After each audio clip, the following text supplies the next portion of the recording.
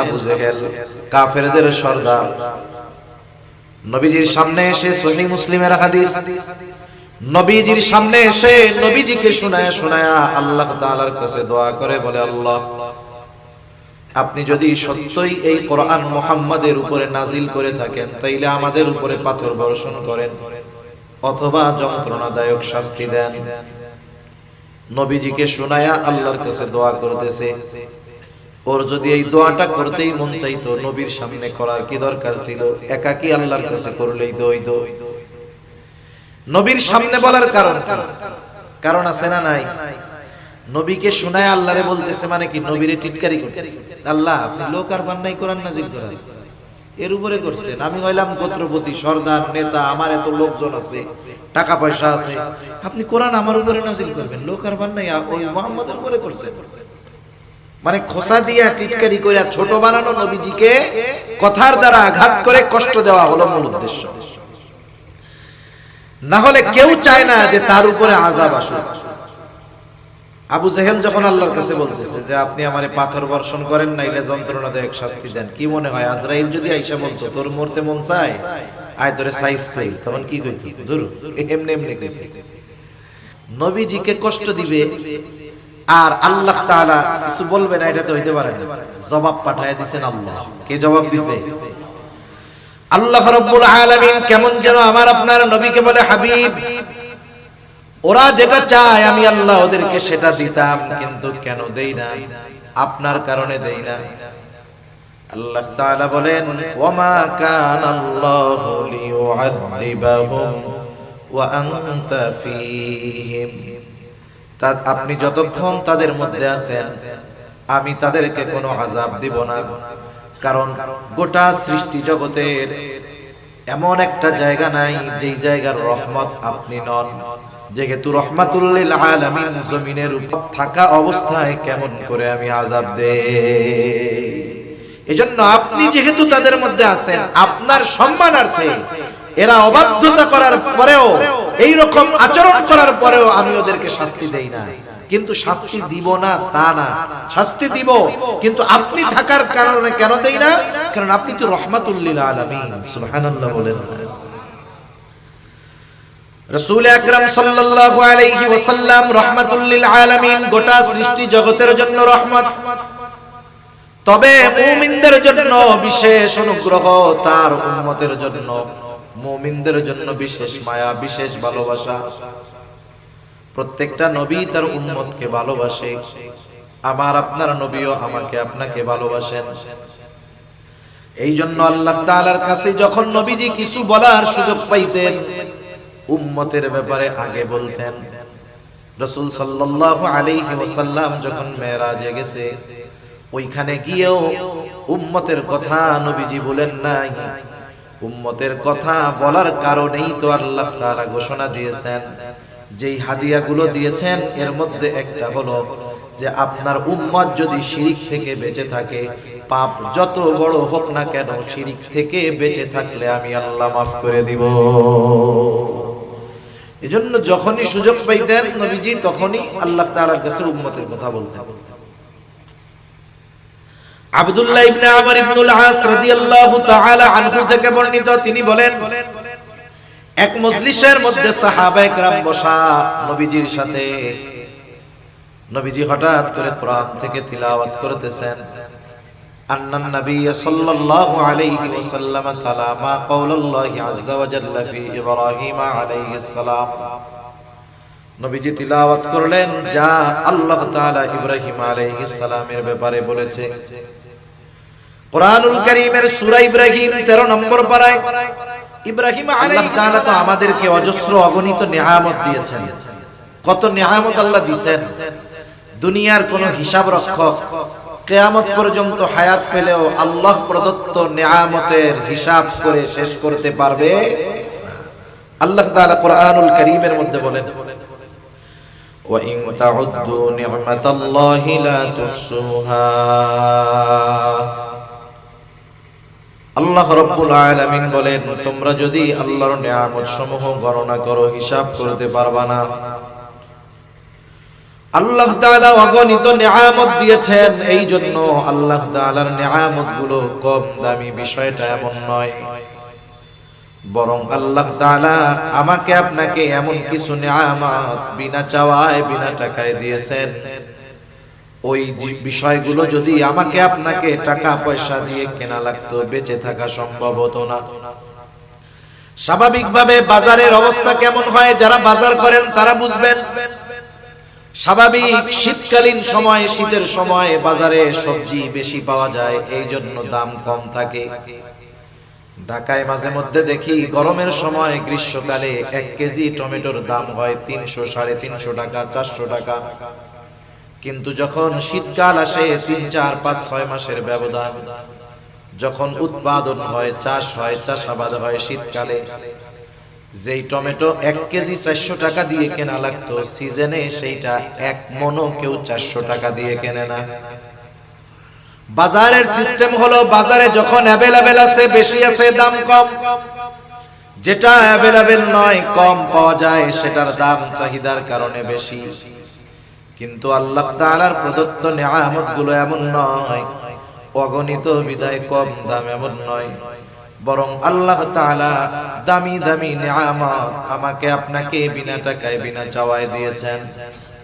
যেমন আমি মাঝে মধ্যে বলি, দামি একটা নিয়ামত, মানুষ না খেয়েও হায়াত যদি থাকে অনেক দিন বেঁচে থাকতে পারে, যদি হায়াত থাকে।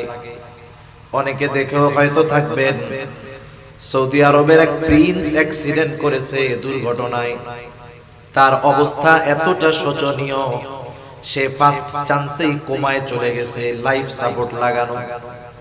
একটা মানুষ কোমায় যাওয়া, লাইফ সাপোর্ট লাগানো মানে তার জীবনের শুধু শ্বাসটা বন্ধ হতে বাকি, না তার কোনো সেন্স আছে, না কোনো ব্যালেন্স আছে, সে না খেতে পারে, না নিজে কোনো অনুভূতি প্রকাশ করতে পারে, না নড়াচড়া করতে পারে, তার খাওয়ার কোনো উপায় নাই, প্রস্রাব পায়খানার কোনো উপায় নাই।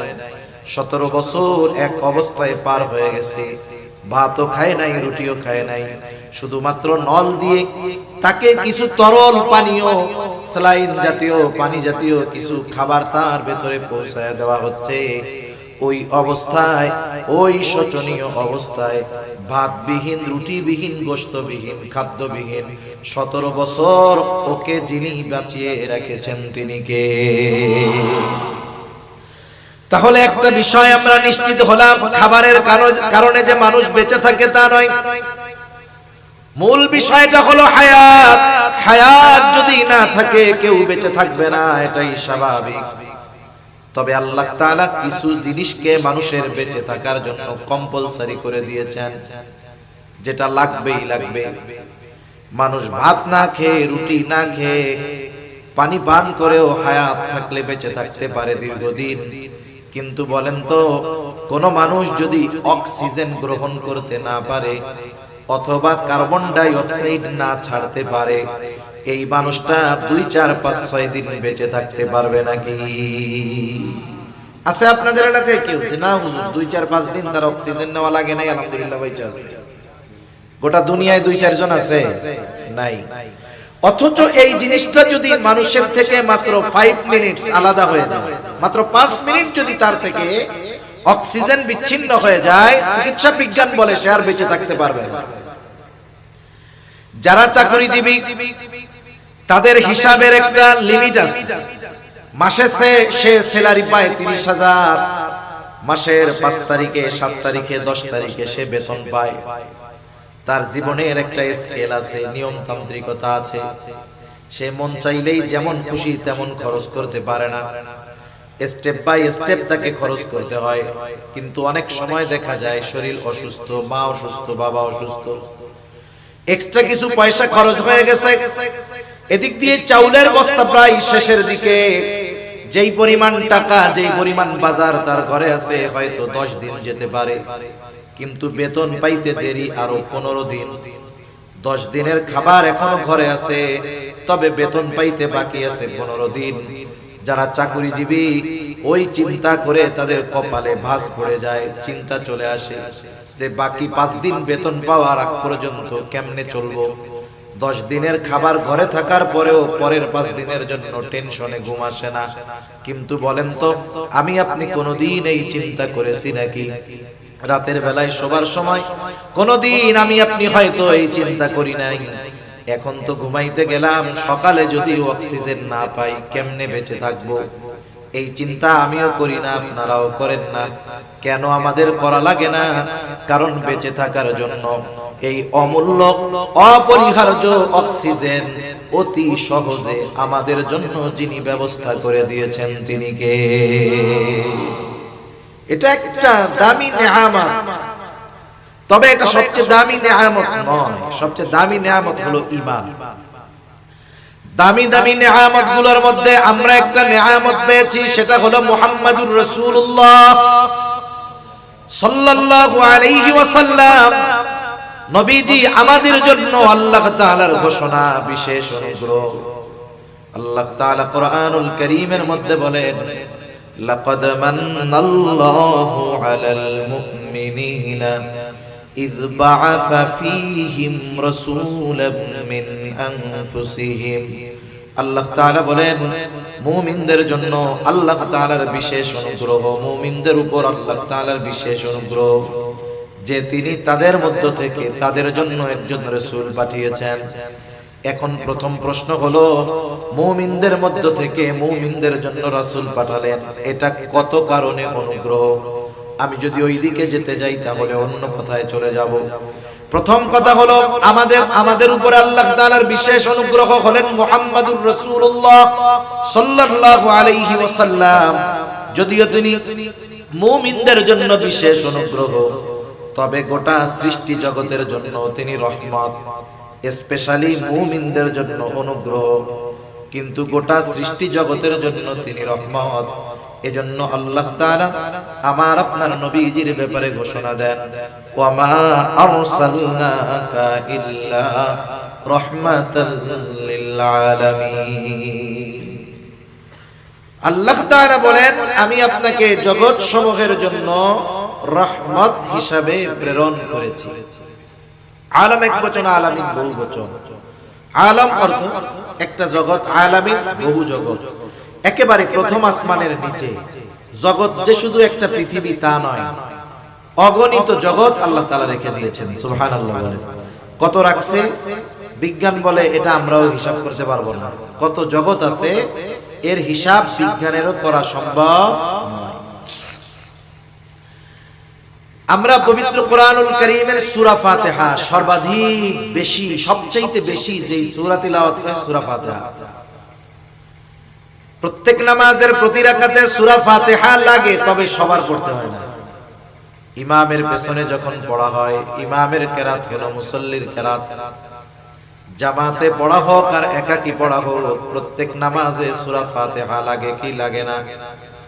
সূরা ফাতিহার শুরুতেই আমরা বলি আলহামদুলিল্লাহি রাব্বিল আলামিন। সকল প্রশংসা আল্লাহর জন্য। কে আল্লাহ? বলে রব্বুল আলামিন, জগৎ সমূহের রব। তার মানে যত জগৎ আছে সব জগতের রব হলেন আল্লাহ, প্রতিপালক হলেন আল্লাহ। আর আল্লাহ তাআলাই আমার আপনার নবীজির ব্যাপারে বলেন, ওয়া মা আরসালনাকা ইল্লা রাহমাতাল লিল আলামিন। সোজা কথা হইল, আল্লাহ তাআলা হলেন জগৎ সমূহের জন্য রব, আর আমার আপনার নবীজি হলেন জগৎ সমূহের জন্য রহমত। গোটা সৃষ্টিকুলে একটা ইঞ্চি জায়গা নাই যেই জায়গার রব আল্লাহ তাআলা নন। এরকম একটা ইঞ্চি জায়গা দেখাতে পারবেন যে যেই জায়গার রব আল্লাহ নয়? আছে এরকম একটা জায়গা? গোটা সৃষ্টিকুলে একটা ইঞ্চি জায়গা এমন নাই যেই জায়গার রহমত মুহাম্মাদুর রাসূলুল্লাহ নন। আল্লাহ তাআলা যেই জায়গার রব, আমার আপনার নবীজিও সেই জায়গার জন্য রহমত। সুবহানাল্লাহ বলেন। এই কারণে কাফেররাও নবীজির কারণে উপকৃত হয়েছে। চূড়ান্ত পর্যায়ের অবাধ্য হওয়ার পরেও আল্লাহ তাআলা তাদেরকে সমূলে ধ্বংস করে দেন নাই। কাফেররা উপকৃত হয়েছে নবীজি রাহমাতুল লিল আলামিন হওয়ার কারণে। রাসূল আকরাম সাল্লাল্লাহু আলাইহি ওয়াসাল্লাম রাহমাতুল লিল আলামিন। উপকৃত শুধু মুমিনরা হয় না, গোটা সৃষ্টি জগতের সকলেই হয়। আবু জেহেল কাফেরদের সর্দার, নবীজির সামনে এসে সহিহ মুসলিমের হাদিস, নবীজির সামনে এসে নবীজিকে শোনায়া আল্লাহ তাআলার কাছে দোয়া করে বলে, আল্লাহ আপনি যদি সত্যই এই কোরআন মুহাম্মাদের উপরে নাজিল করে থাকেন তাইলে আমাদের উপরে পাথর বর্ষণ করেন অথবা যন্ত্রণাদায়ক শাস্তি দেন। নবীজিকে শোনায়া আল্লাহর কাছে দোয়া করতেছে। ওর যদি এই দোয়াটা করতেই মন চাইতো, নবীর সামনে করার কি দরকার ছিল? একাকী আল্লাহর কাছে করলেই দইতো। নবীর সামনে বলার কারণ আছে না নাই?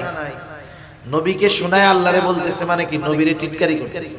আল্লাহ আপনি লোক আর বান্নাই কোরআন নাজিল করেন, এর উপরে করছেন। আমি হইলাম গোত্রপতি, সর্দার, নেতা, আমার এত লোকজন আছে, টাকা পয়সা আছে, আপনি কোরআন আমার উপরে নাজিল করবেন, লোক আর বান্নাই ওই মুহাম্মদের উপরে করছেন। মানে খোসা দিয়া টিটকারি করে ছোট বানানো নবীজিকে কথার দ্বারা আঘাত করে কষ্ট দেওয়া হলো মূল উদ্দেশ্য। না হলে কেউ চায় না যে তার উপরে আযাব আসুক। আবু জেহেল যখন আল্লাহর কাছে বলতেছে যে আপনি আমারে পাথর বর্ষণ করেন নাইলে যন্ত্রণাদায়ক শাস্তি দেন, কি মনে হয় আজরাইল যদি আইসা বলতো তোর মরতে মন চায়, আয় তোরে সাইজ কই, তখন কি কইতি? দূর এমনি এমনি কইছি। তখন আর মরতে চাইতো না, তখন বলতো কি যে এটা এমনি এমনি বলছি। আমাদের সমাজে কিছু মানুষ আছে, মানুষ আসলে সমাজে কেউ কারো শত্রু হইতে শত্রুতা করা লাগে না। আমার সাথে আপনার সাথে, আপনার সাথে অন্যের সাথে কোনোদিন কোনো মুখ কালাকালি হয় নাই, ওই লোকটাও আপনার শত্রু হয়ে যাইতে পারে। যেই রোগের কারণে হয় সেই রোগের নাম হলো হিংসা। সেই রোগের নাম কি?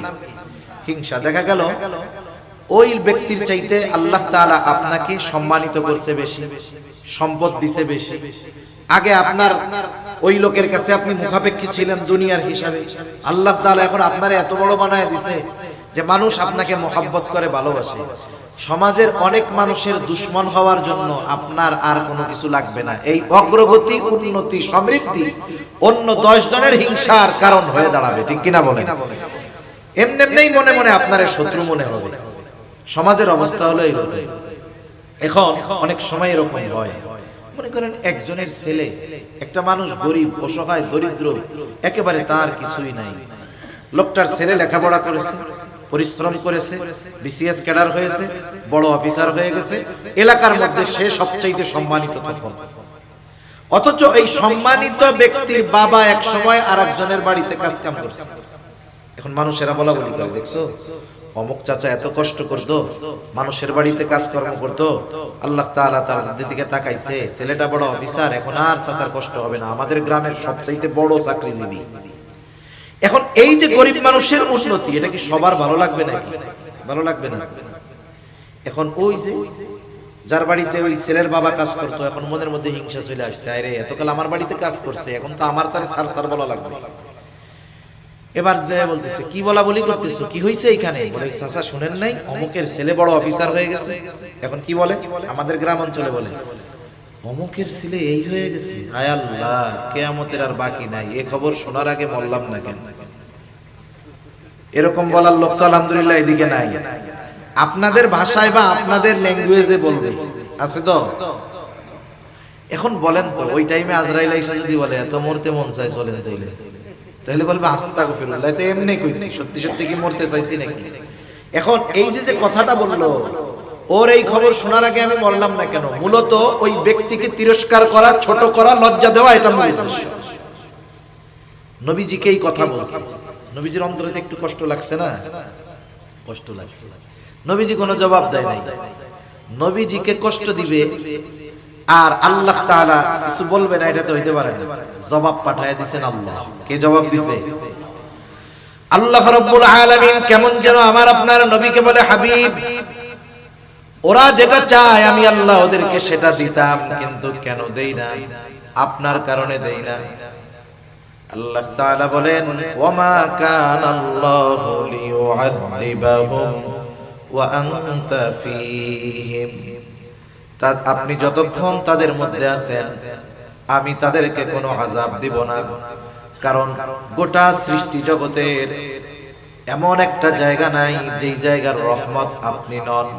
যেহেতু রহমাতুল লিল আলামিন জমিনের উপর থাকা অবস্থায় কেমন করে আমি আযাব দেই। এজন্য আপনি যেহেতু তাদের মধ্যে আছেন, আপনার সম্মানার্থে এরা অবাধ্যতা করার পরেও, এই রকম আচরণ করার পরেও আমি ওদেরকে শাস্তি দেই না।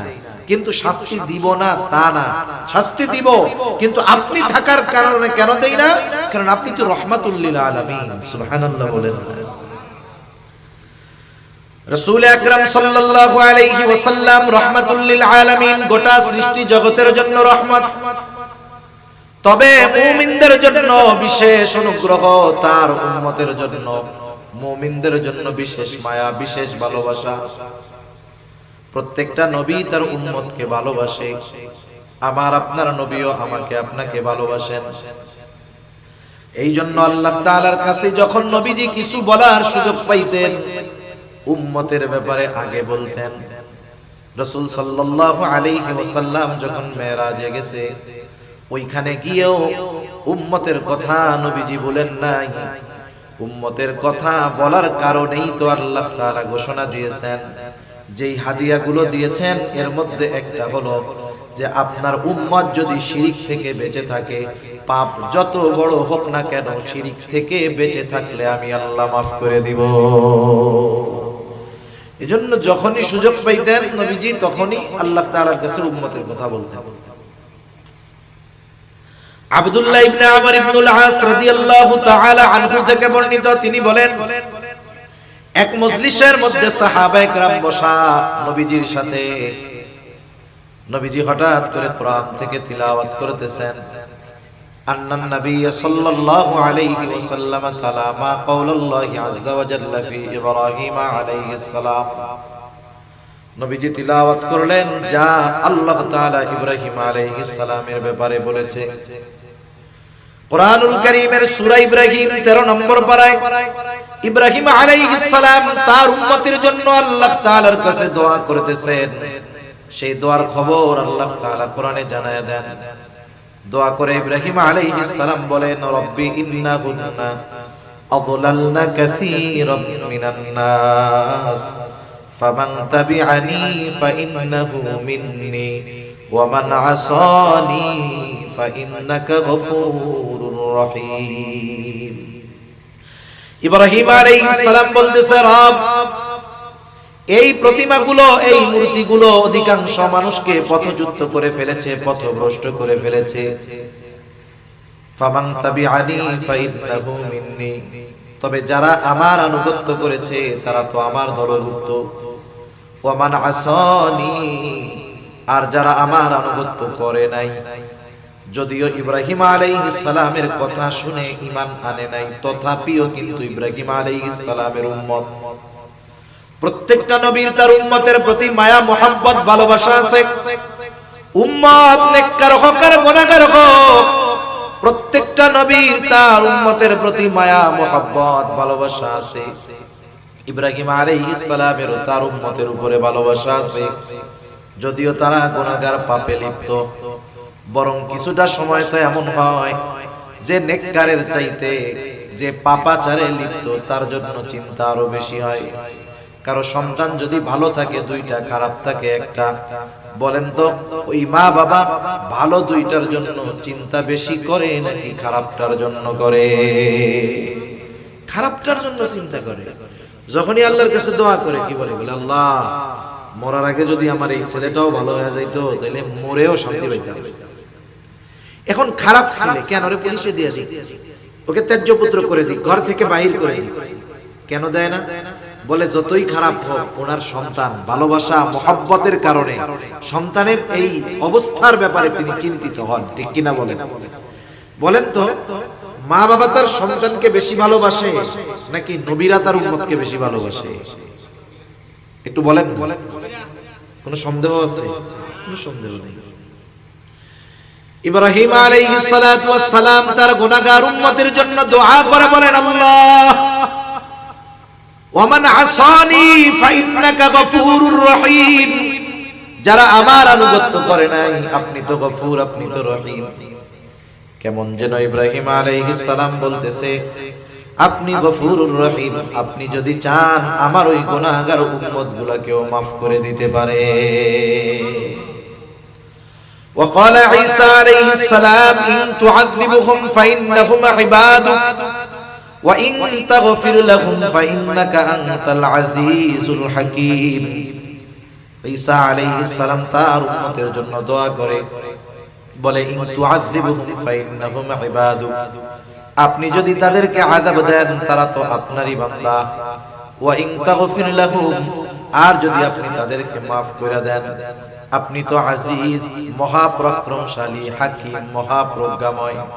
আপনি যদি maaf করে দেন আপনাকে কেউ জিজ্ঞাসা করবে না কেন maaf করলেন, কারণ আপনি তো মহাপরাক্রমশালী। কেমন যেন ঈসা আলাইহিস সালাম বলে, আল্লাহ আপনি আমার গুনাহগার উম্মত আর আপনার গুনাহগার বান্দাদেরকে maaf করে দেন। দুই নবী তার উম্মতের মাগফিরাত চেয়ে, ক্ষমা চেয়ে আল্লাহর কাছে দোয়া করছে। অনেক সময় অনেক জিনিস আমাদের মনে থাকে না, করতে হবে, আরেকজনকে করতে দেখা এটা মনে পড়ে যায়, হয় না এরকম? বাজারে গেছেন একটা জিনিস কিনবেন, মনে নাই, চলে আসতেছেন, আরেকজন যখন কেনে, হায় রে আমারও তো কেনার দরকার।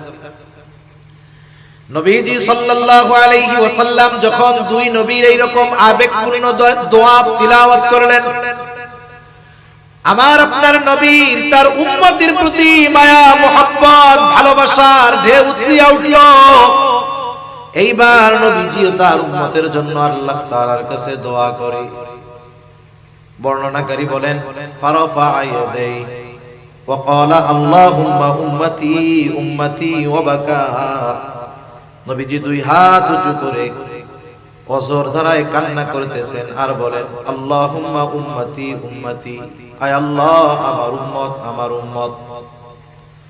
আর কিছুই নবীজি বলেন না, শুধু কান্না করতেছেন দুই হাত উঁচু করে আর বলেন, আমার উম্মত আমার উম্মত আমার উম্মত। আল্লাহ তাআলা জিবরাইল আলাইহিস সালামকে বলে, যাও মুহাম্মদ কেন কান্না করে, কান্নার কারণ জিজ্ঞাসা করো। জিবরাইল আলাইহিস সালাম চলে আসছে, এসে বলে, আপনি কেন কান্না করেন, যদিও আপনার কান্নার কারণ আল্লাহ তাআলা জানেন। এরপরেও তিনি শুনতে চান, জানতে চান কেন কান্না করেন। নবীজি এইবার উম্মতের ব্যাপারে প্রাণ খুলে সব কথা জিবরাইল আলাইহিস সালাতু ওয়াস সালামের কাছে বললেন। জিবরাইল আলাইহিস সালাম আল্লাহর কাছে গিয়ে বললেন, আল্লাহ তাআলা বলেন, যাও আমার হাবিব মুহাম্মদকে জানায় দাও, আমি অচিরেই তাকে তার উম্মতের ব্যাপারে সন্তুষ্ট করব, আমি তাকে তার উম্মতের ব্যাপারে অসন্তুষ্ট করব না। নবীজি যখনই সুযোগ পাইতেন উম্মতের প্রতি তার দরদ, মায়া, মহব্বত কেমন এর বহিঃপ্রকাশ ঘটাইতেন। নবীজি কিয়ামত পর্যন্ত যত উম্মত দুনিয়ায় আসবে সকলের প্রতি ভালোবাসার বার্তা নবীজি পৌঁছায় গেছেন। সুবহানাল্লাহ বলেন না? রাসূল আকরাম সাল্লাল্লাহু আলাইহি ওয়াসাল্লাম একদিন বলতেছে, সাহাবায়ে কেরামের সাথে নবীজি বলেন, আমার ভাইদেরকে দেখতে মন চায়। সাহাবায়ে কেরাম বলে, ইয়া রাসূলুল্লাহ আমরা কি আপনার ভাই নই? নবীজি বলেন, না, তোমরা হইলা আমার সাথী, তাহলে আপনার ভাই কারা? নবীজি বলেন, আমার পরে যারা আমাকে না দেখে ঈমান আনবে তারাই হলো আমার ভাই। রাসূলুল্লাহ সাল্লাল্লাহু আলাইহি ওয়াসাল্লামের এই দরদ, মায়া, মোহাব্বত যাদের দ্বারা আঘাতপ্রাপ্ত হয়েছেন তাদের উপরেও ছিল, যেই উম্মতের দ্বারা রক্তাক্ত হয়েছেন তাদেরকেও তিনি বদদুয়া দেন নাই। মোহাব্বতের কারণে, ভালোবাসার কারণে নবীজি যখন তায়েফে গেছে, মক্কার মানুষ ঈমান আনে না, নবীজির কথা শুনে না। নবীজি চলে গেছেন তায়েফ। তায়েফে গিয়া দাওয়াত দিচ্ছেন, বলো লা ইলাহা ইল্লাল্লাহ তুফলিহু, বলো লা ইলাহা ইল্লাল্লাহ তোমরা সফল হয়ে যাইবা। রাসূল আকরাম সাল্লাল্লাহু আলাইহি ওয়াসাল্লামের সাথে হযরত যায়েদ রাদিয়াল্লাহু তাআলা কাফেররা দলবদ্ধভাবে নবীজিকে পাথর নিক্ষেপ করা শুরু করলো। এক দল যদি একসাথে পাথর মারে, মোটামুটি এটাকে পাথর বৃষ্টি বলা যায়। নবীজির গায়ে আঘাত করতেছে, পাথরগুলো পড়ে। হযরত যায়েদ রাদিয়াল্লাহু তাআলা আনহু একা ঠেকায়া পারেন না, নবীজির গা দিয়ে রক্ত বেয়ে বেয়ে পড়তেছে। কি পরিমাণ রক্ত নবীজির গা দিয়ে পড়েছে, কি পরিমাণ ক্ষত নবীজির গায়ে হয়েছে। আয়েশা সিদ্দিকা রাদিয়াল্লাহু তাআলা আনহা নবীজির গায়ে দাগ দেখে বলতেছে, ইয়া রাসূলুল্লাহ, আপনার কি কখনো বসন্ত হয়েছিল নাকি? নবীজি বলেন, না, বসন্ত হয় নাই। তাহলে দাগ দাগ দেখা যায়, এগুলো কিসের দাগ? নবীজি বলেন, আয়েশা, তায়েফে যখন দাওয়াত দিতে গিয়েছিলাম, তায়েফের মানুষ আমাকে যেই পাথর নিক্ষেপ করেছিল, এইগুলো হলো তাদের নিক্ষিপ্ত পাথরের আঘাতের দাগ। তার মানে পাথরগুলো শুধু বড় ছিল না, ধারালো ছিল। রাসূল আকরাম সাল্লাল্লাহু আলাইহি ওয়াসাল্লামের দেহ বেয়ে বেয়ে রক্ত পড়তেছে, গায়ের পোশাক পরিপূর্ণ ভিজে গেছে, এবার রক্ত বেয়ে বেয়ে জুতার মধ্যে ঢুকতেছে। এত পরিমাণ রক্ত, জুতার মধ্যে রক্ত শুকায়া জুতা পায়ের সাথে আটকে গেছে। স্বাভাবিক আমরা যখন ব্লাড ডোনেট করি, অনেক সময় 100 গ্রাম 150 গ্রাম রক্ত দেহ থেকে বের করে, 200 গ্রাম। অনেকে 2-3 ঘন্টা উঠতে পারে না, নড়তে পারে না। নবীজির গা বেয়ে রক্ত পড়েছে। পড়ন্ত বিকালে নবীজি সাল্লাল্লাহু আলাইহি ওয়াসাল্লাম একটা আঙ্গুর বাগানের পাশে গিয়ে একটু বিশ্রাম নিচ্ছেন। ইতিমধ্যে জিবরাইল আলাইহিস সালাতু ওয়াস সালাম হাজির, এসে বলে, ইয়া রাসূলুল্লাহ, এই কওম আপনার সাথে কেমন আচরণ করেছে আল্লাহ তাআলা সব দেখছে। আমি আজকে একা আসি নাই, আমার সাথে নতুন একজন ফেরেশতা পাঠানো হয়েছে, যে ইতিপূর্বে আপনার কাছে আসে নাই। নবীজি এবার বলেন, ওই ফেরেশতা আমার সামনে আসলো, আমাকে এসে সালাম দিল, আসসালাতু ওয়াসসালামু আলাইকা ইয়া রাসূলুল্লাহ। সালাম দেওয়ার পরে বলতেছে, আপনার কওম আপনার সাথে কেমন আচরণ করেছে আল্লাহ তাআলা দেখেছে। আল্লাহ তাআলা আমাকে আপনার নিকটে পাঠিয়েছেন আপনার আদেশ পালন করার জন্য। যারা আপনার সাথে এমন আচরণ করেছে, আপনি যদি আমাকে আদেশ দেন, 2 পাহাড় দিয়ে এদেরকে পিষিয়ে দেওয়া হবে, নিশ্চিহ্ন করে দেওয়া হবে। এখানে যে একটা জনপদ ছিল, জনবসতি ছিল, এর কোনো চিহ্ন থাকবে না। একটু চিন্তা করেন, গায়ের রক্ত এখনো শুকায়া যায় নাই। আমরা তো প্রতিশোধ পরায়ণ। 10 বছর আগে কেউ যদি আমাকে কথার দ্বারাও কষ্ট দিয়ে থাকে, 10 বছর পরে যদি আমি একটু পাওয়ার পাই, ক্ষমতা পাই, আমি আমার পাওয়ার ক্ষমতাকে কাজে লাগিয়ে ওই 10 বছর আগের কথার প্রতিশোধটাও তুলে নেওয়ার চেষ্টা করি। আমরা অনেক প্রতিশোধ পরায়ণ মানুষ। যদি ক্ষমার মহানুভবতা, ক্ষমার গুণ আমরা যদি অর্জন করতে পারতাম, প্রতিশোধের নেশা যদি অন্তর থেকে দূর করতে পারতাম, এই সমাজটা আরো অনেক সুন্দর হয়ে যেত। ছোট ছোট বিষয়ে আমরা প্রতিশোধ নেই। মানুষ তো ছোট ছোট বিষয়ে মানুষকে খুন করে ফেলতেছে। জামানা তো এরকম। কয়েকদিন আগে এক খবরে দেখলাম, এক দোকানদার বাকি পায়, দোকানদার পাওনা চাইতেই পারে, 5 টাকা না 10 টাকা পায়। এটা কেন চাইলো ওনার কাছে? ওনার পাওয়ার আছে। এটাকে কেন্দ্র করে কথা কাটাকাটি, দ্বন্দ্ব, এক সময় তাকে মেরেই ফেলেছে। অবস্থাটা চিন্তা করে দেখেন। আল্লাহু আকবার। সেজন্য প্রতিশোধ পরায়ণ ছিলেন না আমার আপনার নবী। কাফেরদের ব্যাপারেও নবীজি প্রতিশোধ পরায়ণ ছিলেন না। নবীজির কাছে যারাই ক্ষমা চেয়েছে, নবীজি মাফ করে দিয়েছেন। যখন মক্কা বিজয় হলো, মক্কা বিজয় যখন হইছে, কাফেররা মনে করছে মক্কার অলিগলি রক্তের স্রোত বহমান হবে। অলিগলি রাসূল আকরাম সাল্লাল্লাহু আলাইহি ওয়াসাল্লাম সাধারণ ক্ষমা ঘোষণা করে দিলেন। যারা হারাম বাইতুল্লাহর মধ্যে থাকবে নিরাপদ, আবু সুফিয়ানের ঘরে যারা থাকবে নিরাপদ। এই নির্দেশনার আগে খালিদ বিন ওয়ালিদ রাদিয়াল্লাহু তাআলা আনহু ঢুকে গেছে। ওই সময় কয়েকজনকে হত্যা করা হয়ে গেছে। ওটা বাদ। তবে নবীজির নির্দেশনা ছিল এইটা, কয়েকজন ব্যতীত ছাড়া তাদের ব্যাপারে ঘোষণা দেওয়া হয়েছিল, এরা যদি কাবার গেলাপ ধরে ঝুলেও থাকে, এদেরকে ক্ষমা করা হবে না। মোস্ট ওয়ান্টেড আসামি, যেখানে পাওয়া হবে সেখানেই হত্যা করা হবে। এদের মধ্যে অন্যতম একজন ছিল ওয়াহশী।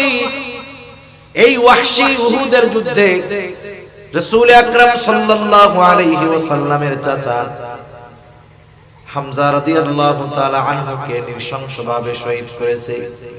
ওয়াহশী একজনের গোলাম ছিল। বলছে, তুই যদি হামজাকে, আমিরে হামজা রাদিয়াল্লাহু তাআলা আনহু, ওনারে যদি হত্যা করতে পারিস, তোরে মুক্তি দিয়া দিব।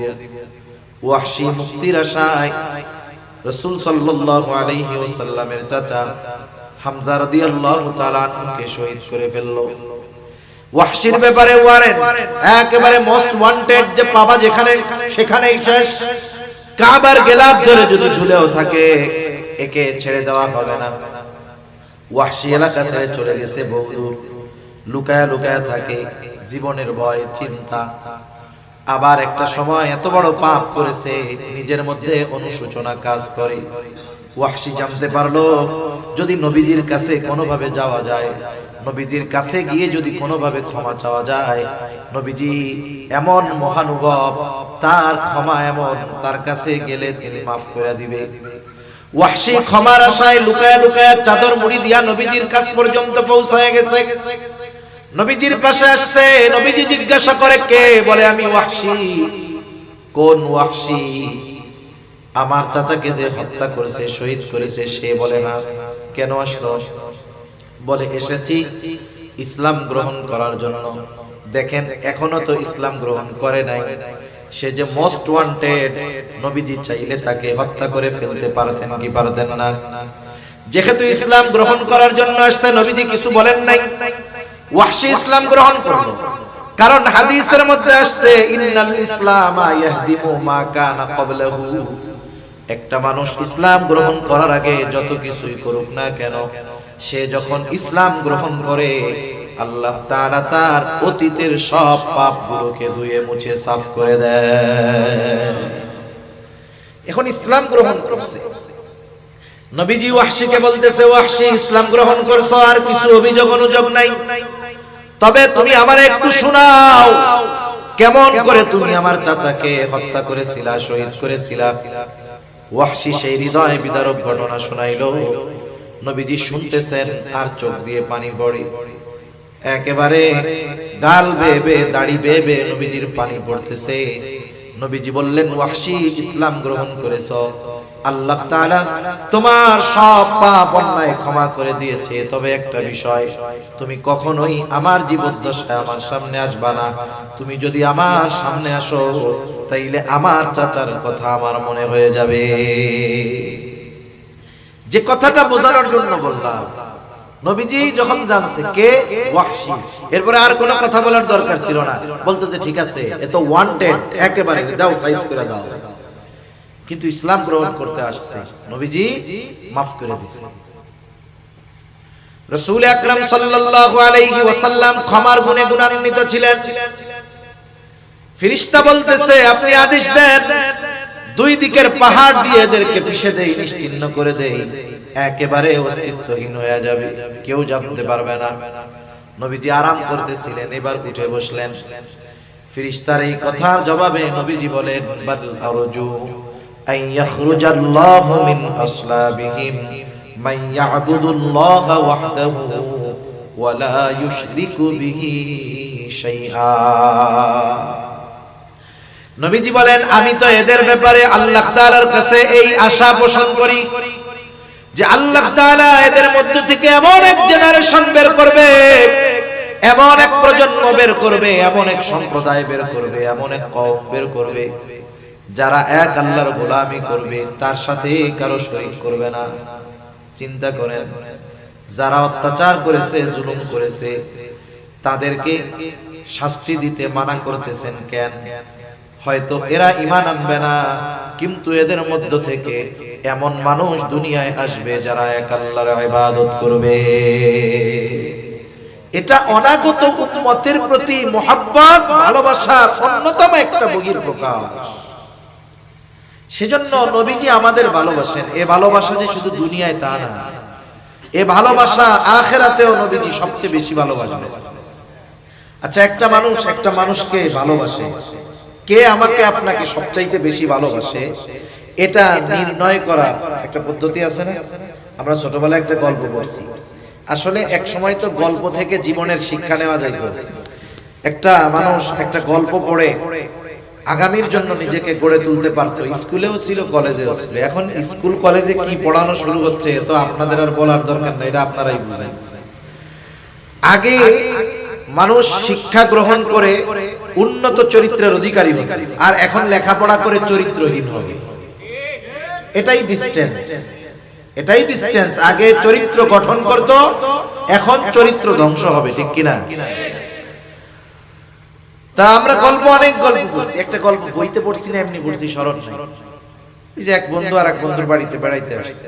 এখন দুই বন্ধু, শহরের বন্ধু আর গ্রামের বন্ধু। এখন দুই বন্ধু গেছে ঘুরতে জঙ্গলের মধ্যে। এখন দেখে সামনে একটা ভাল্লুক। ভাল্লুক দেখা গ্রামের বন্ধু এক লাফে ধরছে, গাছের উপরে উঠে গেছে। এখন শহরের বন্ধু তার গাছে উঠতে পারে না, কি করবে? ও ওই জায়গায় মরার ভান ধরছে। এটা গল্প তো, সত্য কিনা আমি জানি না, যে ভাল্লুক নাকি মরা জিনিস খায় না। সে এমন ভাবে শ্বাস প্রশ্বাস বন্ধ করে আছে, ভাল্লুক তার নাক মুখ কানের কাছে সুইকা টুইকা চলে গেছে, ভাবছে শ্বাস প্রশ্বাস চলতেছে না, এটা মনে হয় মরা। এখন ও তো ওইভাবেই আছে। একটু পরে ভাল্লুক চলে যাওয়ার পরে বন্ধু গাছ থেকে নামছে। নামার পরে জিজ্ঞাসা করতেছে, বন্ধু ভাল্লুক তোমার কানে কি বইলা গেল? ও বলে কি, বিপদে বন্ধু চেনা যায়। ভাল্লুক কি বইলা গেছে? বিপদে বন্ধু চেনা যায়। গল্পটা বাদ দেন, কথাটা তো রিয়েল, তাই না? কথাটা বাস্তব। আপনি মুসিবতে বন্ধু চিনতে পারবেন, কে আপনার কল্যাণকারী, কে আপনাকে মোহাব্বত করে ভালোবাসে, এটা বিপদে চিনতে পারবেন। আপনার যখন আছে, আপনি যখন আছেন, পাওয়ার আছে, ক্ষমতা আছে, কাঁঠাল পাকলে মাছির অভাব হয় না। যখন পাওয়ার থাকবে কত মানুষ কাছে আসবে, দেখবেন যখন পাওয়ার নাই এটারে সুইবারও গোনায় ধরে না। এর বাস্তবতা আপনাদের বোঝানো লাগবে না, আপনারাও দেখতেছেন, আমরাও দেখি, সব জায়গায় একই অবস্থা। 6 মাস আগেও যার ফুলফিল পাওয়ার ছিল, 6 মাস পরে ফাতিনে দাও তার একটা বোকা দেয়। অথচ এইগুলা জুতা ছাটার জন্য কত পয়সা ছিল, ঠিক কিনা বলেন? তার মানে আমি আপনি যদি পাওয়ারে যখন থাকি, কেউ যদি পাওয়ারে থাকে, ক্ষমতায় থাকে, ও যদি মনে করে এরা আমার শুভাকাঙ্ক্ষী, আমি বলবো তাহলে আপনি সবচাইতে বড় ভুলের মধ্যে আছেন। আপনার যখন থাকবে না, আপনি দেখবেন এগুলা কেউ নাই, আপনার মাথায় পিটাইতে হয়ে দ্বিধাবোধ করবে না। এখন সবচাইতে বড় কল্যাণকামী বন্ধুকে, যে আমার মুসিবতে আমার পাশে থাকবে, আমাকে বিপদে সাহায্য করবে। সকলে চলে যাবে কিন্তু কেউ আমার থেকে যাবে না।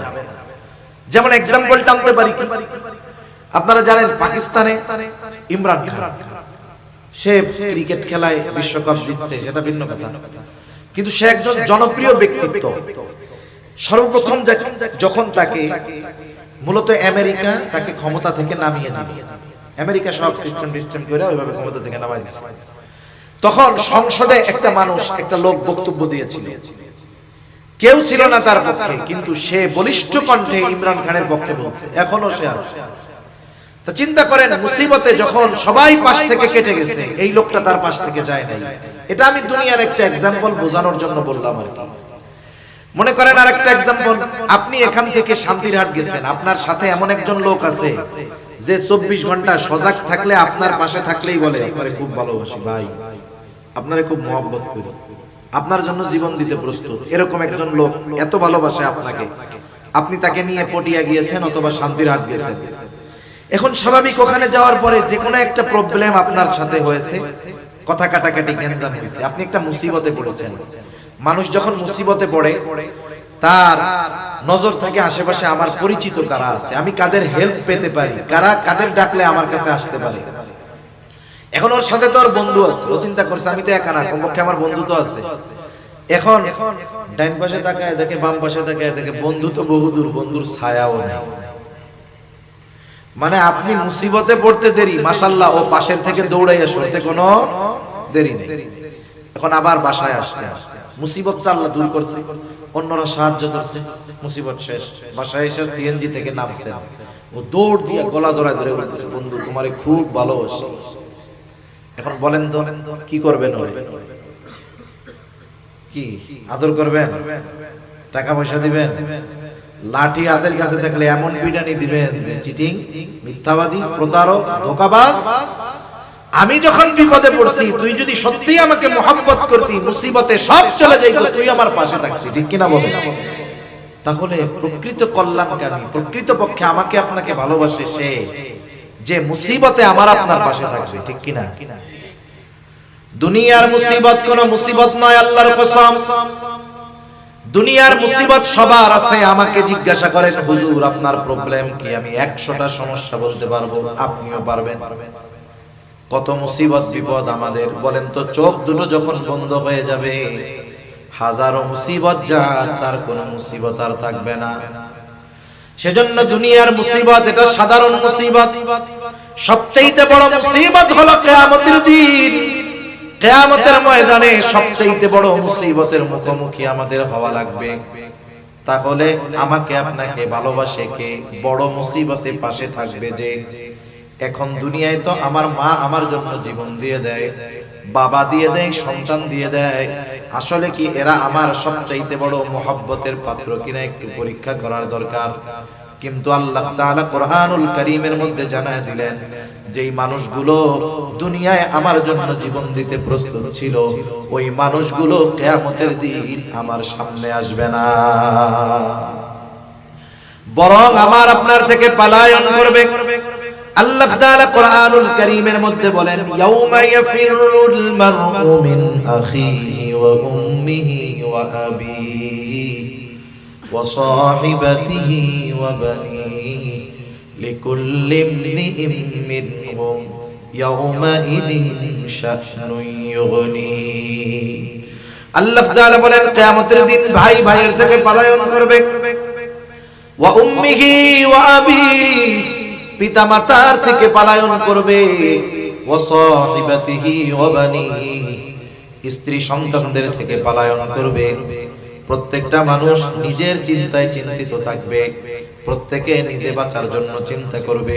তাফসীরের মধ্যে আসছে, মানুষেরা আল্লাহ তাআলার কাছে এমনও বলবে, আল্লাহ, পৃথিবীর সব মানুষকে জাহান্নামে দিয়ে হলেও আপনি আমাকে মাফ করে দেন, আমাকে জান্নাত দিয়ে দেন। ওই কঠিন মুসিবতের দিন বাবাও চিনবে না, মা চিনবে না, সন্তান চিনবে না।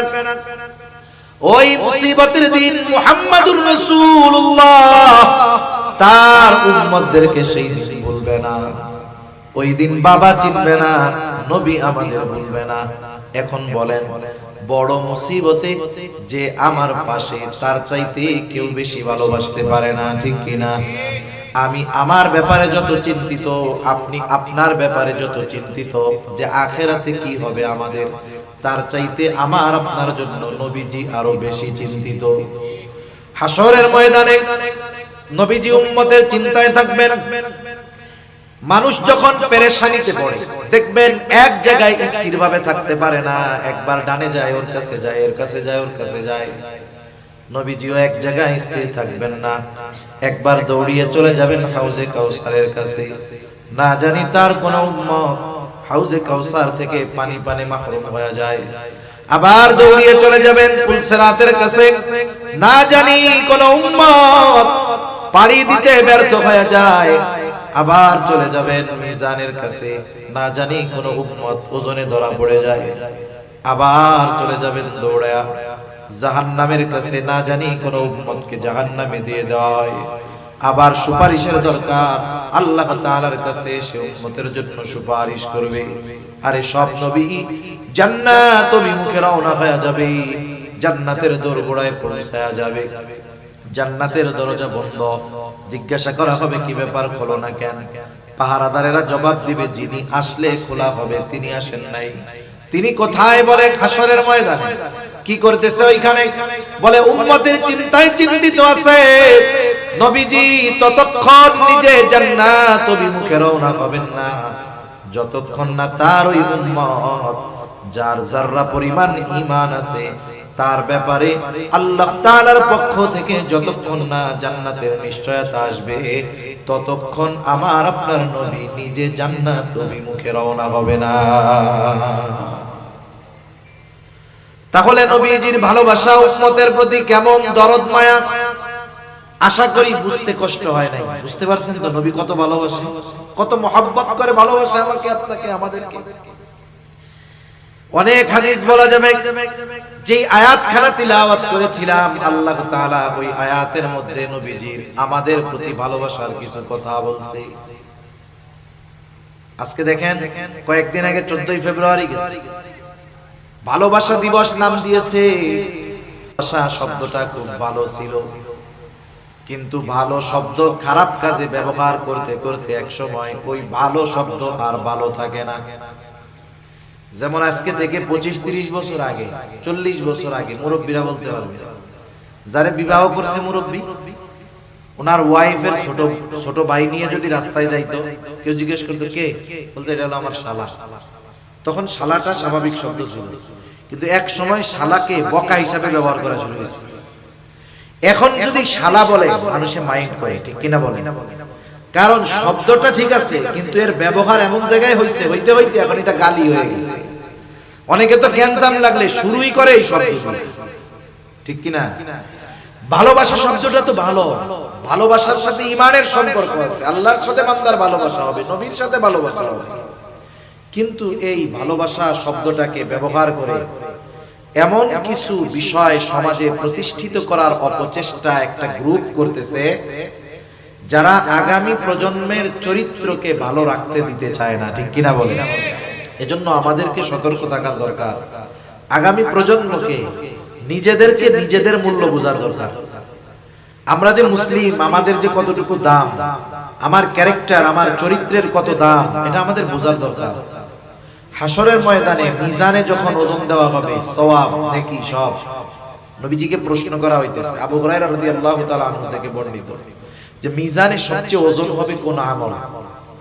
নবীজি বলতেছেন সবচেয়ে ওজন হবে উত্তম আখলাক, উত্তম চরিত্র মিজানে সবচেয়ে ওজন হবে। সুবহানাল্লাহ। এখন এই ভালোবাসা শব্দকে ব্যবহার করে যদি আমাদের তরুণ তরুণীদের চরিত্র শেষ করে দেওয়া যায়, তাহলে সবচাইতে দামি সম্পদটাকে মুহূর্তের মধ্যে বিনষ্ট করে দিয়ে দিল, ঠিক কিনা বলেন?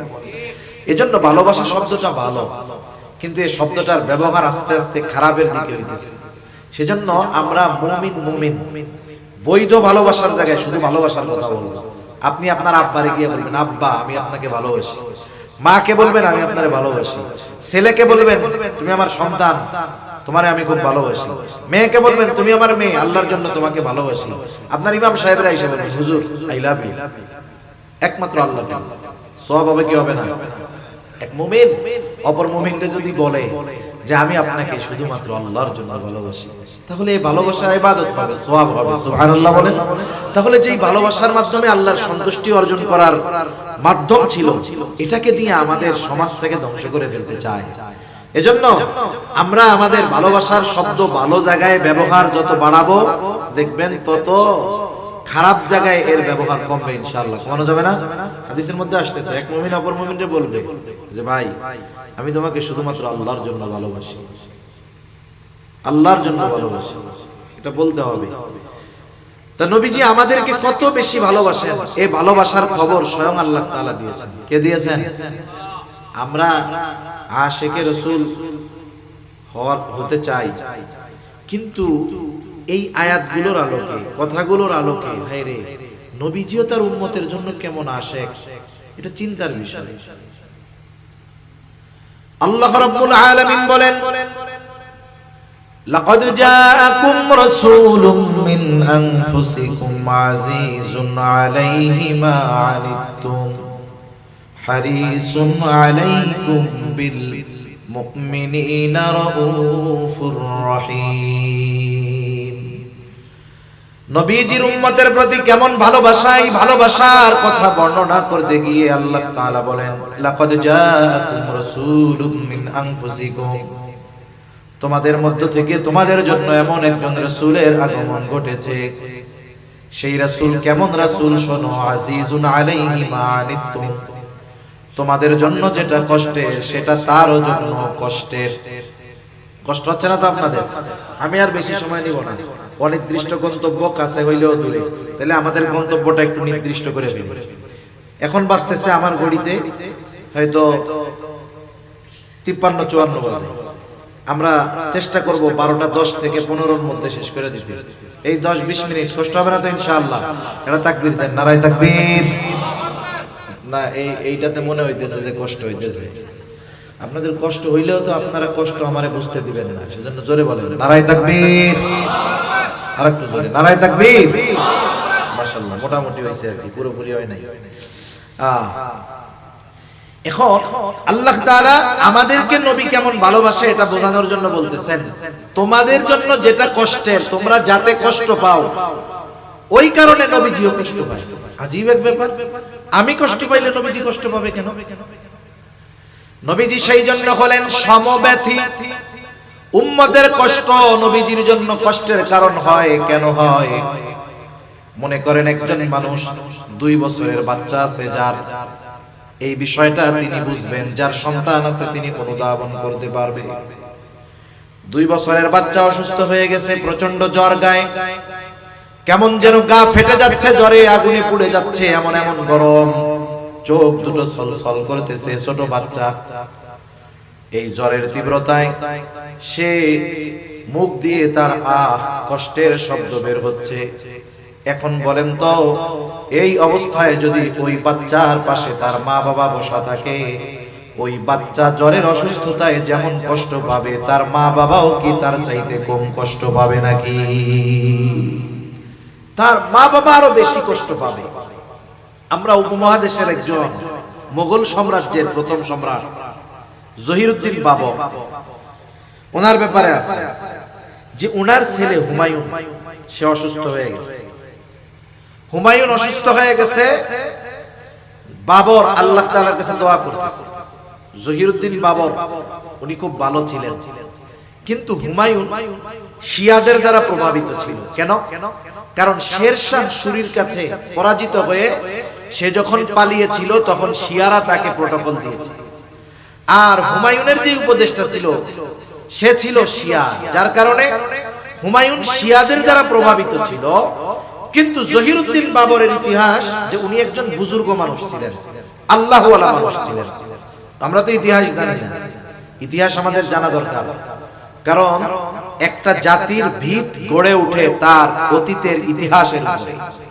যে জাতি তার ইতিহাস জানে না সে জাতি আগামী গড়তে পারে না। আমাদেরকে তো ফেসবুক, ইউটিউব, টুইটার এগুলো দিয়ে ইতিহাসকে বিকৃত করে আমাদেরকে পড়ানো হয়েছে। আমাদের বইগুলো ইতিহাস বিকৃত হয় না? যেমন দেখেন, আমরা কি বলি, কথায় শুধু কথা বাড়ে। আমরা কি বলি? আমরা বলি আমরা আছি ফিলিস্তিনের পক্ষে। কার পক্ষে? আমরা ইসরায়েলের স্বীকৃতি দেই না, কিন্তু আমাদের ইতিহাস বইয়ের মধ্যে ফিলিস্তিন নামে কোনো দেশই নাই। ম্যাপ একটা আইকে আমরা ইসরায়েলের নাম দিয়ে রাখছি। এটাকে বৈধতা আমাদের পাঠ্যপুস্তকে ইনক্লুড করার মাধ্যমে বোঝা গেল আমরা মুখে একটা বলি, আসলে আমরা আরেকটা করতেছি। এই কথাগুলো খুব আফসোসের সাথে বলতে হয়। বাস্তব ইতিহাস আমাদের জানা দরকার। কারণ যেই বিল্ডিং এর ফাউন্ডেশন, ভিত যত মজবুত, তত উপরের দিকে ওঠা তার জন্য সহজ। আপনি যদি ফাউন্ডেশন ভালো দেন, আপনি যদি পাইলিং ভালো মতো করেন, তাহলে আপনি বিল্ডিং উপরে উঠাতে পারবেন। আর যদি পাইলিং ভালো মতো করেন নাই, একবারে উপর থেকে উঠানো শুরু করছেন, যতই কারুকার্য করেন, সৌন্দর্য করেন, জিপসাম করেন, এই করেন সেই করেন, 2 তলা থেকে 3 তলা যাবে, হালকা একটু ভূমিকম্প হবে, বিল্ডিংও যাবে, বিল্ডিং এ যারা থাকবে তারাও যাবে। ঠিক কিনা? এজন্য আমরা আমাদের যদি আগামী গড়তে হয়, আমাদের অতীত আমাদেরকে জানতে হবে। 100 বছর আগেও মুসলমানদের যেই সোনালী অতীত ছিল, এই ইসলাম বিদ্বেষীরা 100 বছরের ব্যবধানে মুসলমানদেরকে তাদের প্রকৃত ইতিহাস থেকে বঞ্চিত করে ফেলছে। ইতিহাস বিকৃত কেমনে হয়? যারা স্কুল কলেজে পড়েন, মাদ্রাসা হোক আর স্কুল কলেজ হোক, ইতিহাস বইয়ের মধ্যে দেখবেন মুসলমানদের ইতিহাস দ্বারা লেখছে সব খ্রিস্টান। অমুসলিমেরা মুসলমানদের ইতিহাস লিখেছে। আমাদের খুঁজতে হবে যে কোন মুসলিম দার্শনিক বা ঐতিহাসিক মুসলমানদের ইতিহাস লিখেছে।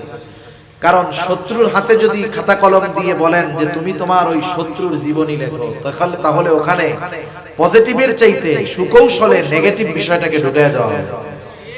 আপনি ভালো সব লাগবে না। মনে করেন ইতিহাসবিদ লিখছে যে অমুক সম্রাট খুব ভালো ছিল, 5 ওয়াক্ত নামাজ পড়তো, তারপরে খুব দান দক্ষিণা করতো, গরিবদের উপরে অত্যাচার করতো না, মানুষের সাথে সদাচরণ করতো। এগুলো ভালো গুণ না? ভালো গুণ তো নাকি? ভালো গুণ। এখন এইগুলো লেখার পরে একটা দোষ লেখছে, তবে তিনি কি করতেন? কথার কথা, ওনার যদি কোনো মেয়েকে ভালো লাগতো জোরপূর্বক বিবাহ করতেন। বলেন তো, 50টা ভালো গুণ শোনার পরে লাস্টে যখন এটা শুনলেন, ওই ব্যক্তির ব্যাপারে আপনার আর ভালো ধারণা থাকবে? আরে একটা ক্যারেক্টারগত প্রবলেম আছে, ওর যত ভালো কিছু থাকুক না, ওর তো ক্যারেক্টার ঠিক নেই। অমুসলিম ঐতিহাসিকরা মুসলমান শাসকদের ইতিহাস ঠিক এইভাবে লিখছে, অনেক ভালো কিছু লিখছে। 1 মণ দুধ এর মধ্যে নষ্ট করার জন্য 1 মণ গরুর প্রস্রাব দরকার নাই, 2, 4, 5, 10 ফুট দিলেই কেল্লা ফতলা। ঠিক কিনা বলেন? এভাবে আমাদের সন্তানদের ইতিহাস পড়ানো হয়। এজন্য আমি দেখেছি যে ইসলামের ইতিহাস নিয়ে পড়ে ও ইসলামের ব্যাপারে প্রাউড ফিল করা তো বহু দূরের কথা, ও আরো ইসলাম বিদ্বেষী হয়। এটা আমি দেখেছি, এজন্য বলতেছি, এজন্য প্রকৃত ইতিহাস আমাদেরকে জানতে হবে।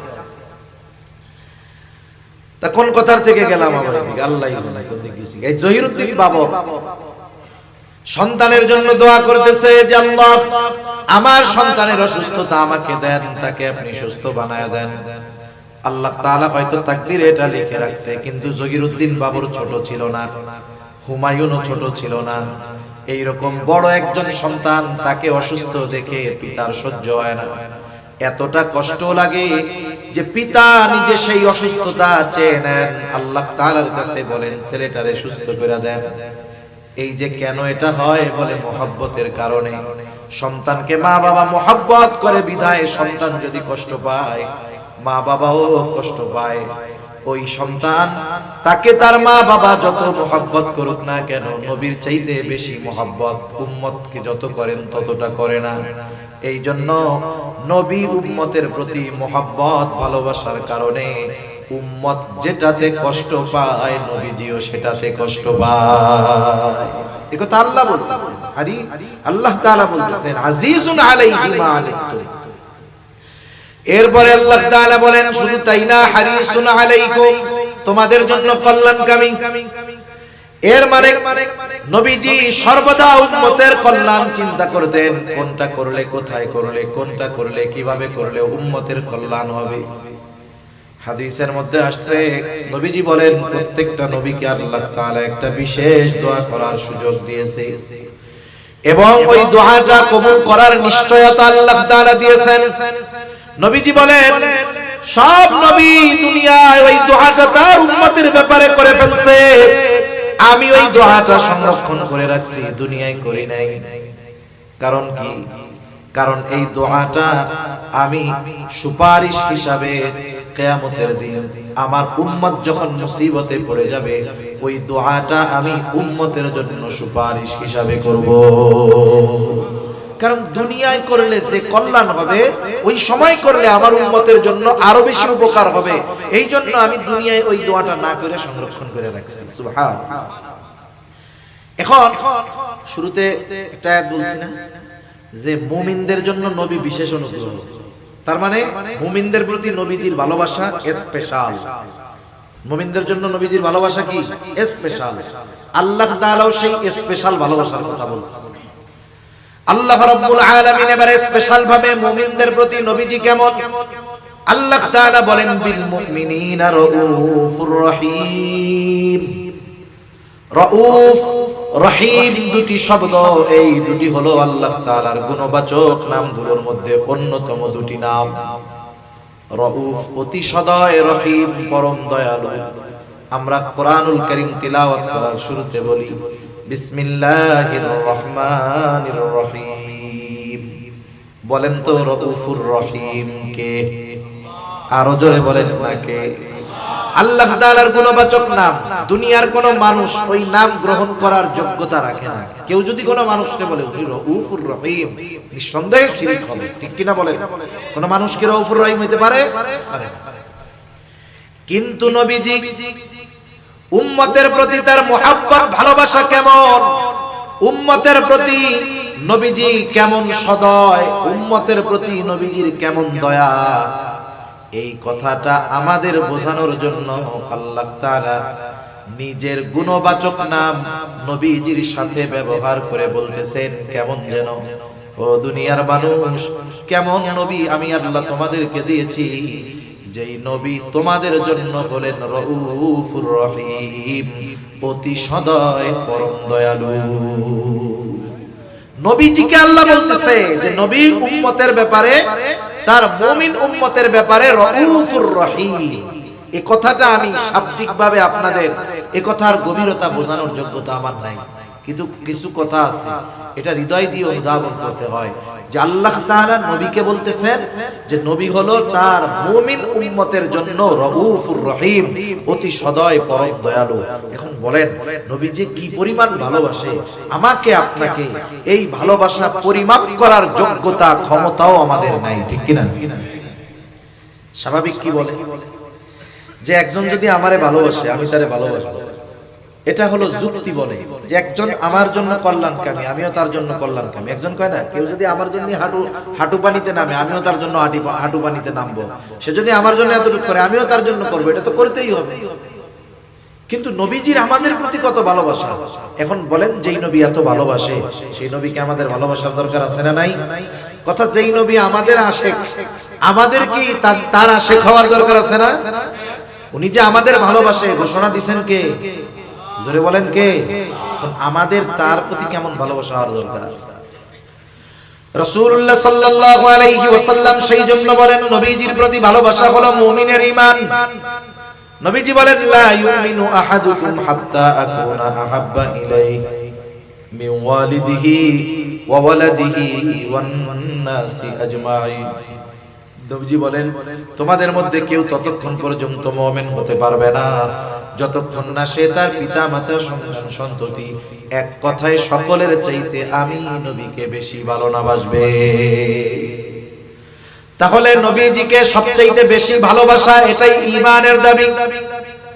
এখন কথা হলো, একজনকে সর্বোচ্চ ভালোবাসা যায় তাকে যদি সামনে পাওয়া যায়। আরে আবু বকর নবীকে সামনে পেয়েছে, নিজের সব সম্পদ এনে নবীর সামনে হাজির করে দিয়েছে।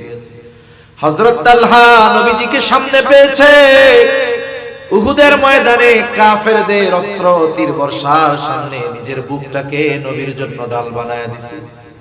আমরা তো নবীজিকে সামনে পাই নাই, কিন্তু ভালো তো বাসতে মন চায়।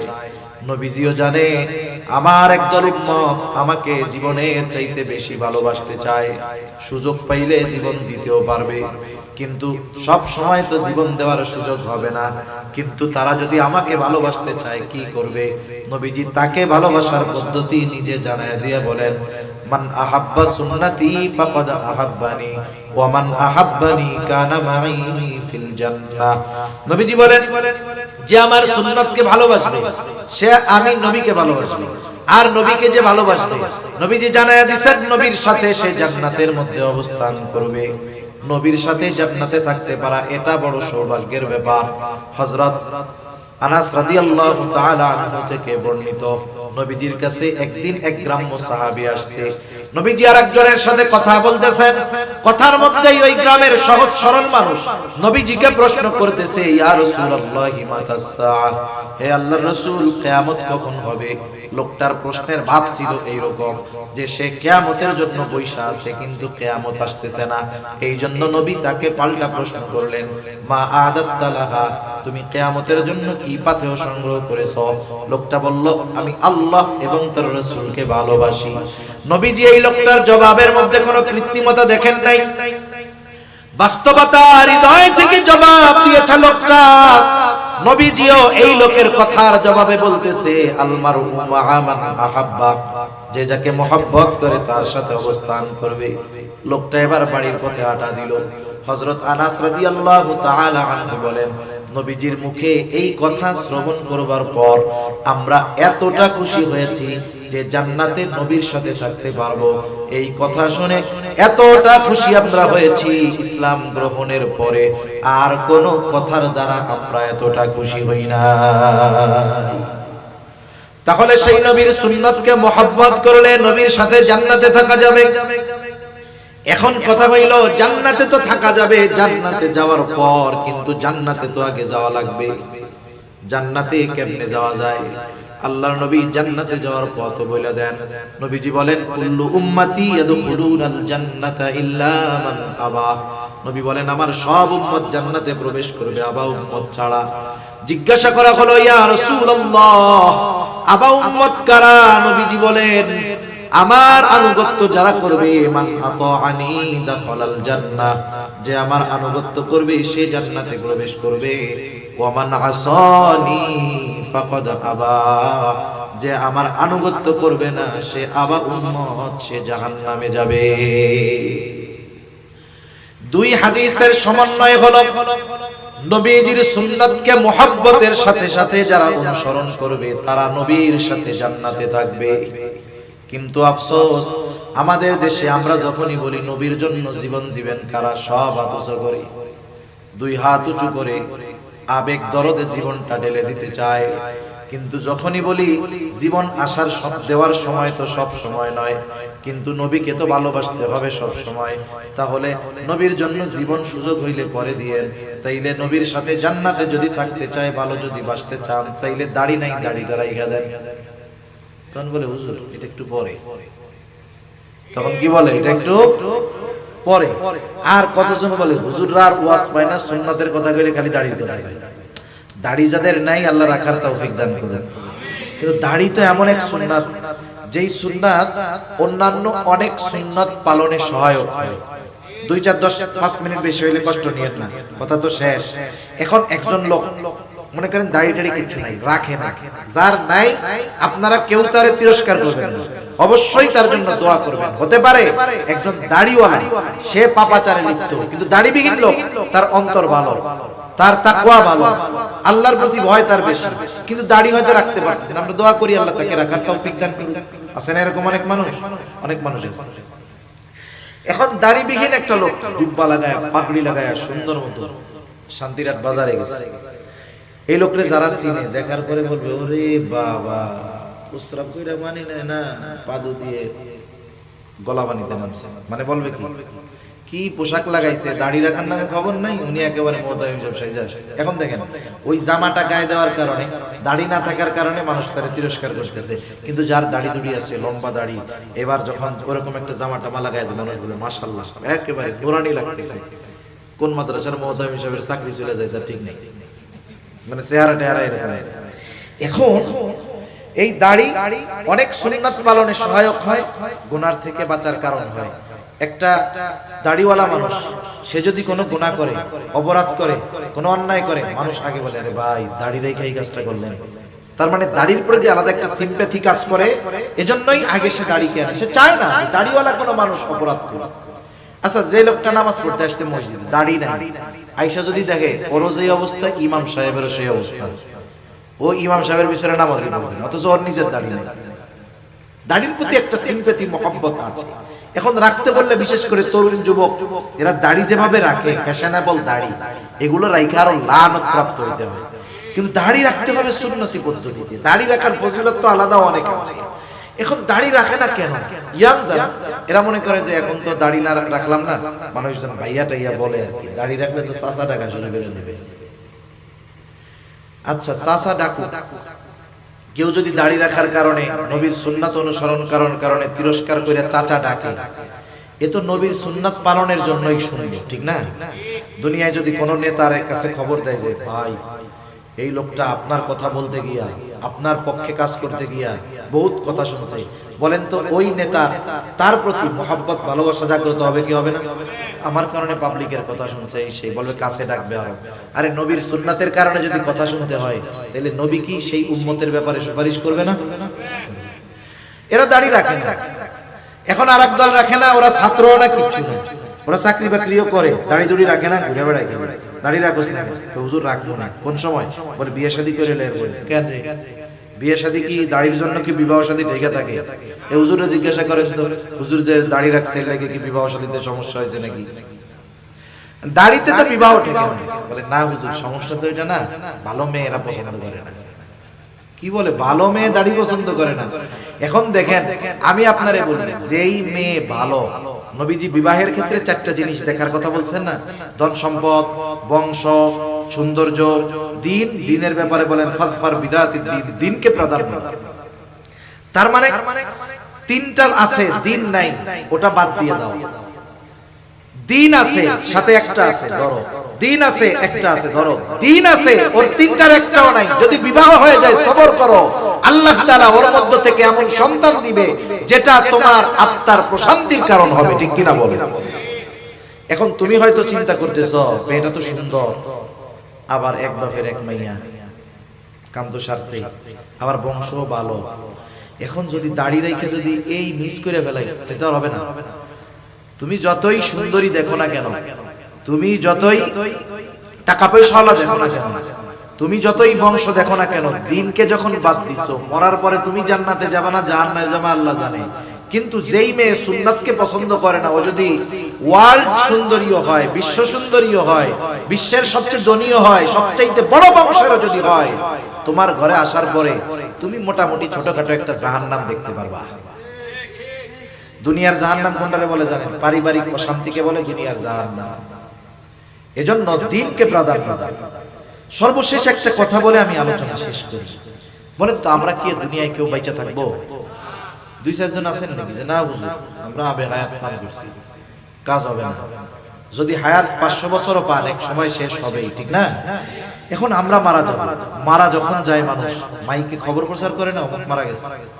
এখন আমরা মানুষের মৃত্যুর খবর শুনি, একদিন আমার খবর মানুষেরা শুনবে। মানুষ যখন মারা যায় কি করে? মানুষ মারা যাওয়ার পরে তাকে সুন্দর মতো গোসল দেওয়া হয়। যদি মুসলিমের লেভেল থাকে, পরিপূর্ণ মুসলমানিত্ব নাও থাকতে পারে, কিন্তু নাম পরিচয় বংশ যদি মুসলমান হয়, তাহলে তাকে গোসল দেওয়া হবে। আরে নাস্তিক হুমায়ুন আজাদ, স্বঘোষিত নাস্তিক, মারা গেছে, গোসল দিছে, জানাজা দিছে, কবরও দিছে। যেহেতু মুসলমানের লেভেল আছে, নামে মুসলমান, আমাকে আপনাকে গোসল দিবে, কাফন পরাবে, এরপরে জানাজা হবে। জানাজার পরে লাশটা নিয়ে চলে আসবে কবরস্থানে। কবরের মধ্যে লাশটা যখন রাখবে, দোয়া পড়বে, বিসমিল্লাহি ওয়া আলা মিল্লাতি রাসূলিল্লাহ। এটা আমার বেলায়ও বলবে, আপনার বেলায়ও বলবে। বলা যায় না, এই বলাটা হয়তো আগামী কালও হতে পারে, কয়েকদিন পরেও হতে পারে, হায়াতের কোনো নিশ্চয়তা নাই। এখন যখন বিসমিল্লাহি ওয়া আলা মিল্লাতি রাসূলিল্লাহ বলে কবরে রাখে, জিজ্ঞাসা করেন উলামায়ে কেরাম আছে কি বলে? বলে আল্লাহ, আল্লাহর নামে, বিসমিল্লাহ, আল্লাহর নামে কবরে রাখতেছি। কারে? ওয়া আলা মিল্লাতি রাসূলিল্লাহ, এমন এক ব্যক্তিকে যে রাসূলের মিল্লাতের উপরে ছিল, আই সুন্নতি রাসূলিল্লাহ, অর্থাৎ এমন এক ব্যক্তিকে আল্লাহর নামে এখন কবরস্থ করতেছি যেই ব্যক্তির গোটা হায়াত নবীর সুন্নাতের উপরে পরিচালিত হয়েছে। যখন মারা গেছে সুন্নাতের উপরেই ছিল, এখন কবরে রাখতেছি, এখনো সুন্নাতের উপরে আছে। কষ্ট পাবেন না, কাউকে কষ্ট দেওয়া আমার উদ্দেশ্য নয়। মনে করেন এই দোয়াটা যার ব্যাপারে বলা হলো, তার মুখে নবীর সুন্নাতের দাড়ি নাই, সারাটা জীবন সুন্নাত সুন্নাতওয়ালাদের বিরোধিতা করে গেছে। যেহেতু মুসলমান পরিচয়, ওই ব্যক্তির ক্ষেত্রেও এই দোয়াটা পড়ে কবরে রাখা হবে। একটু বলেন তো, ওই ব্যক্তির সাথে যেই কথাটা বলা হলো, এই কথাটা ওই ব্যক্তির ব্যাপারে সত্য হবে নাকি মিথ্যা হবে? কোনো সন্দেহ নাই মিথ্যা হবে। আমাকে আপনাকে অনন্তকালের ওই সফরের প্রথম ঘাটি কবরে মিথ্যা কথা বলে রেখে আসবে। এজন্য আমাদের উচিত জীবনটাকে এমন ভাবে সাজানো, আমি যদি এখান থেকেই মারা যাই, আমার ব্যাপারে যদি বিসমিল্লাহি ওয়া আলা মিল্লাতি রাসূলিল্লাহ বলে কবরে রাখা হবে, আমার ব্যাপারে কথাটা যেন সত্য হয়। যখনই মরব ওই কথাটা যেন আমার জন্য সত্য হয়। এভাবে যদি জীবন আমি আপনি করতে পারি, তাহলে ওই জীবন দুনিয়াতেও যেমন সুন্দর হবে, ওই জীবন আমার আখিরাতকেও সুন্দর করে তুলবে। এজন্য নবীর সুন্নাতকে মহব্বতের সাথে অনুসরণ করেন। আল্লাহ সুবহানাহু ওয়া তাআলা দুনিয়ার অনেক কঠিন জিনিসকে সহজ করে দিবে। আল্লাহ সুবহানাহু ওয়া তাআলা কথাগুলো আমাদের বুঝবার, আমলের কথাগুলো আমল করবার তৌফিক দান করেন। সকলে বলি আমিন। ওয়া আখিরু দাওয়ানা আনিল হামদুলিল্লাহি রাব্বিল আলামিন।